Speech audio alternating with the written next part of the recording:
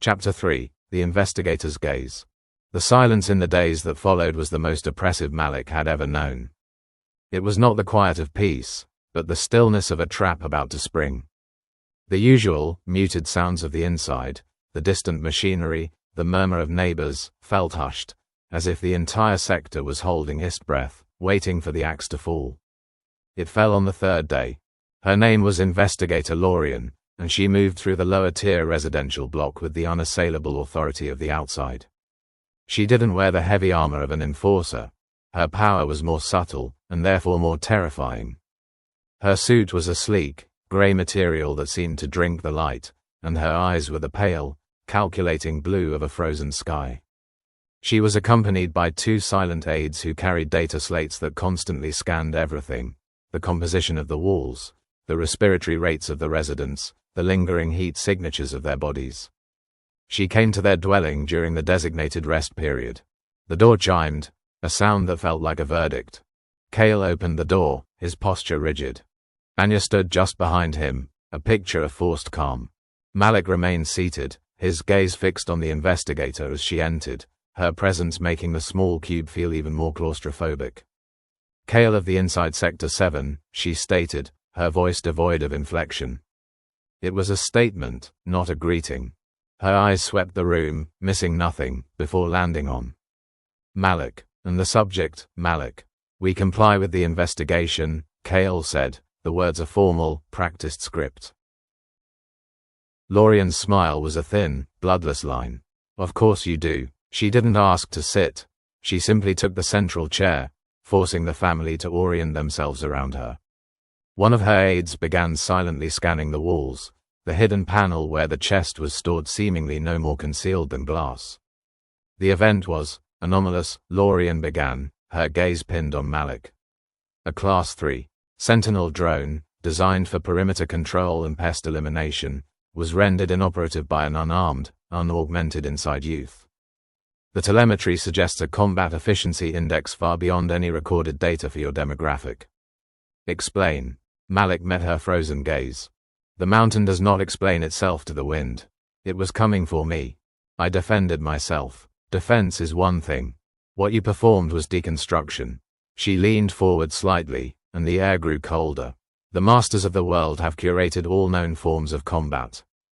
The brutish scrabbling of the underground.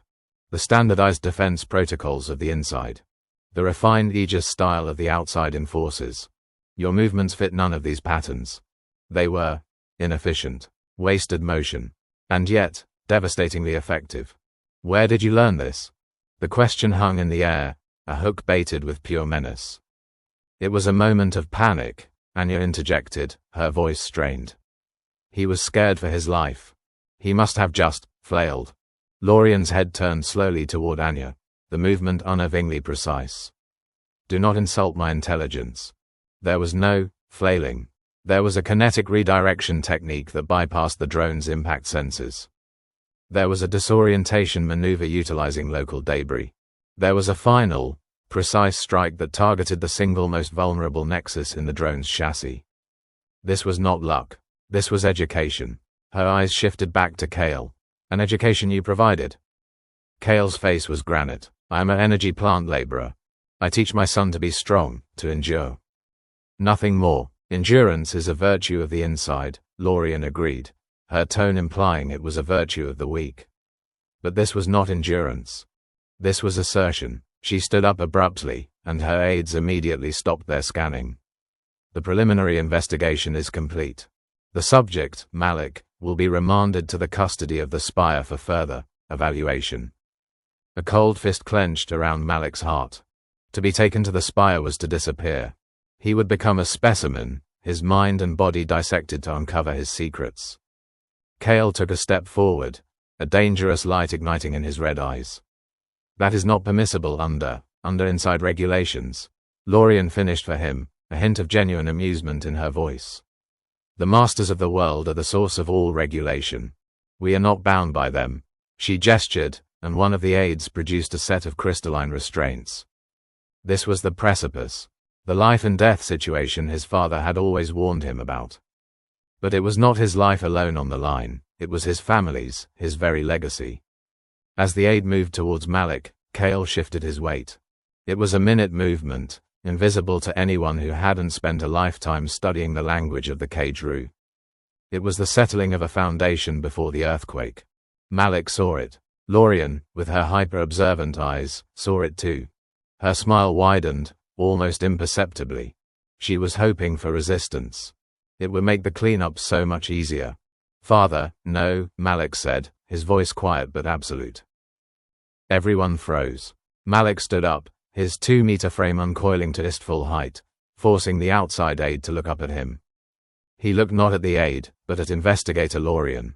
"I will come with you," he said, voluntarily. "There is no need for restraints, or for further disruption to my parents." Lorien studied him, her frozen eyes calculating. A compliant subject was, for now, more valuable than a broken one. It was easier to extract information from a willing mind before moving to more direct methods. "Acceptable," she said, with a curt nod to her aide, who stepped back. As Malik moved to follow her, he paused at the door. He turned back to his parents. His father's face was a mask of agony and pride. His mother's hands were clasped so tightly her knuckles were white. He gave them a slow, deliberate nod. It was not a farewell. It was a promise. Then, he followed Investigator Lorien out into the hushed corridor, past the terrified faces of his neighbors peeking through the door sensors. He was walking into the heart of the beast, voluntarily. But as he walked, he repeated the new mantra forming in his soul. They saw him as a subject for evaluation, an anomaly to be dissected. They believed they were taking a sparrow to its cage. They were wrong. They were escorting the dragon into their very own spire. And the dragon, once awakened, does not submit to evaluation. It teaches a lesson, and Malik was ready to be the teacher the masters of the world never knew they needed. The lesson was about to begin.